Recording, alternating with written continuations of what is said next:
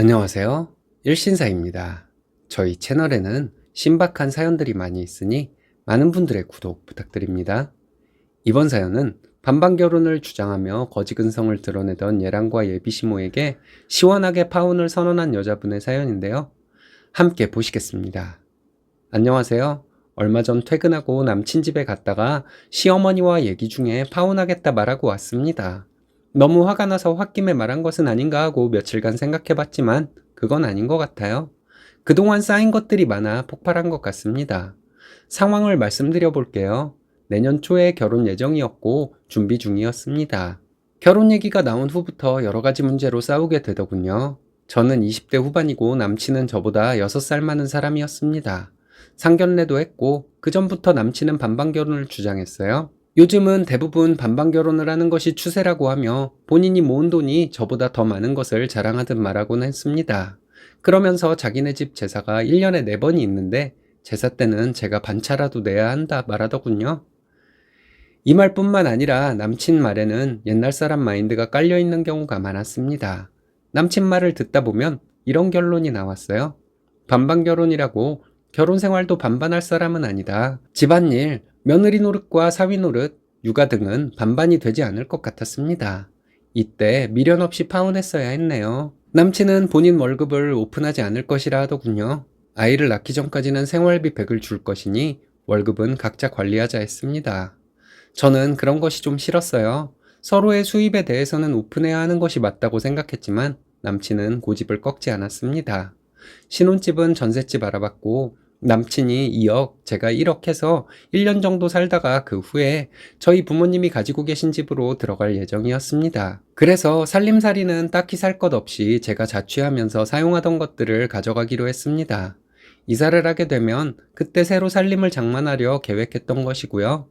1년 후에 들어가려 했던 집은 수도권 신도시에 있는 40평대 아파트였습니다. 남친이 2억이 한계라고 하니 저희 아빠가 2억 전세로 줄 것이라 하셨던 거예요. 제가 하는 1억은 살림 장만하고 나머지는 부모님께 돌려드릴 것이라 했습니다. 결혼식에 드는 비용은 모두 반반하기로 했는데 남친 어머니는 제가 해오는 것이 없다고 했다네요. 남친이 그 말을 전하면서 본인도 같은 생각이라 말하는데 제정신으로 하는 소리인가 했습니다. 예물 고를 때 저는 다이아 1캐럿 반지를 원한다 했는데 남친이 저보고 해오는 것도 없으면서 많이도 바란다 하더군요. 시어머니의 의견도 어느 정도 반영된 말이었을 겁니다. 예물 보러 갔을 때 저희 엄마가 남친에게 해줄 수 있다고 했지만 남친은 비싼 거 필요 없다고 본인이 거절했어요. 저희 쪽에서는 해줄 것은 해주고 받을 것은 받겠다 했거든요. 그런데 저보고 바란다 하니 너무 어이가 없었습니다. 남친 어머니와 얘기할 때 그럼 나도 남들 하는 만큼만 해주겠다 했더니 남친 어머니가 남들은 뭐를 하냐고 묻더군요. 보통 남자는 시계, 정장, 반지 정도라고 했더니 얼마짜리를 골라야 하냐 물어보셨습니다. 그래서 시계는 2, 300 정도 되지 않겠냐 했더니 남친 어머니는 브랜드 이름 2개를 대면서 그 브랜드 시계를 사겠다 했습니다. 원하는 대로 하시라 말했는데 나중에 알아보니 그 브랜드는 싼 게 700이더군요. 가격대를 모르고 말씀하신 것은 아닐 테고 너무 화가 났습니다. 제가 반지 얘기를 했을 때는 비싸다고 하며 면박을 주더니 이럴 수가 있을까요? 저희 아버지가 자수성가한 분이시고 결혼 전에는 고생을 많이 하셨다고 들었습니다. 저희 아빠는 남친과 저에게 저축 걱정 말고 즐기며 결혼 생활을 하라고 하셨습니다. 제가 외동이거든요. 어차피 너희가 다 물려받을 것이니 너희는 저축 걱정하지 말고 젊을 때 많이 즐기라고 하셨는데 이 말씀을 하신 것도 지금 생각해보면 참 속상하네요. 남친이 좀 짠돌이에요. 좋게 말하면 검소한 것이겠지만 염치는 없으면서 본인 유리한 쪽으로만 헛소리를 하니 검소하다기보다는 치사한 짠돌이가 맞는 것 같습니다. 제가 초밥을 먹고 싶다고 한 적이 있는데 회전 초밥집에 가서 저한테 눈치를 주길래 싸운 적도 있습니다. 그렇게 먹을 거 다 먹고 어떻게 사냐고 하는데 이게 정말 말이 되는 소린가 싶었습니다. 처음에는 검소한 사람이란 생각도 들었습니다. 그런데 궁상맞은 염치 없는 인간이더라고요. 1년 뒤에 이사갈 집이 저희 부모님 명의이고 남친이 해오는 2억으로 전세를 들어갈 수도 없는 집입니다. 그 집 전세가 5억이니 저는 3억을 해가는 것이나 마찬가지라 생각해요. 거기에 살림살이까지 제가 해가는 것인데 말이죠. 며칠 전에 남친 집에 가서 결혼 준비에 대해 얘기를 하고 있었습니다. 남친은 저보고 사치스럽다고 하더군요. 무슨 얘기를 하다 그 얘기가 나왔는지 정확히 기억이 나지 않습니다. 암튼 저에게 사치스럽다고 하더니 남친은 제가 명품 가방 2개가 있는 것을 들먹이며 또 사치스럽다고 하는 거예요. 남친 어머니는 한술 더 뜨더군요.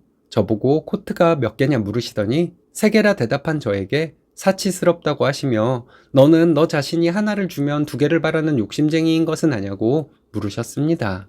여기서 정말 이성을 잃었어요. 그럼 저희 결혼은 여기서 없던 것으로 하겠다 했죠. 내가 뭐가 아쉬워서 남친과 결혼하겠냐 했습니다. 어머님과 남친은 내가 사치스럽다 하지만 사실은 어머님과 남친이 궁상맞고 염치가 없는 것이라 했습니다. 우리 부모님 아파트 전세 5억짜리에 2억 가지고 들어가 살게 될 것인데 황송하게 생각해야 하는 것이라 말했습니다. 남친이 월급을 오픈하지 않는 것을 보면 2억 해온다는 것도 대출이 아닐까 의심이 된다 했어요. 남친은 자기를 못 믿냐더군요. 부부 사이에 월급을 오픈하지 않는 것이 말이 되냐고 그런 말도 안 되는 짓을 하니 안 봐도 뻔한 것이라 했습니다.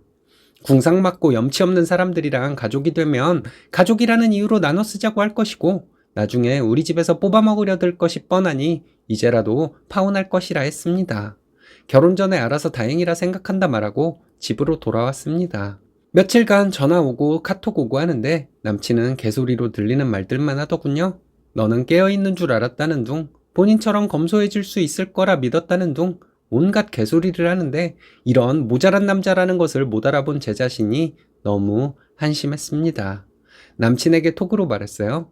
솔직히 6살이나 더 처먹고 반반결혼 얘기하는 것부터가 개소리였는데 그때 끝냈어야 했다고. 너나 너네 엄마는 반반결혼을 주장한 것이 아니니 잘 생각해보라고. 사람이라면 염치가 있어야 한다고. 내가 호구 며느리가 될 사람으로 보여 그렇게 마음껏 거지근성을 드러낸 것도 참 대단하다 했습니다. 내가 나이로나 조건으로나 다 따져봐도 너보다 훨씬 조건이 좋은데 미쳤다고 숙이고 결혼하겠냐고. 절대 그럴 일 없으니 다시는 연락하지 말라고 했습니다. 깨어있는 줄 알았다는 말이 생각하면 할수록 열받게 만들더라고요. 결혼할 때 여자인 내가 훨씬 많이 해가면서도 1년에 재산 4번, 각종 경조사에 며느리 노릇은 철저히 해야 한다고 생각하는 것이 깨어있는 것인가 봅니다. 이런 정신이상자와 결혼하려고 했던 제 자신이 한심스럽네요. 전 남친과 그 어머니는 본인들이 무슨 소리를 하고 있는지도 인지하지 못하는 사람들인가 봅니다. 그런 사람이 결혼은 하고 싶어 하는 것이 믿겨지지가 않을 정도네요. 판단 잘 하셨고 시원하게 잘 처리하셨습니다.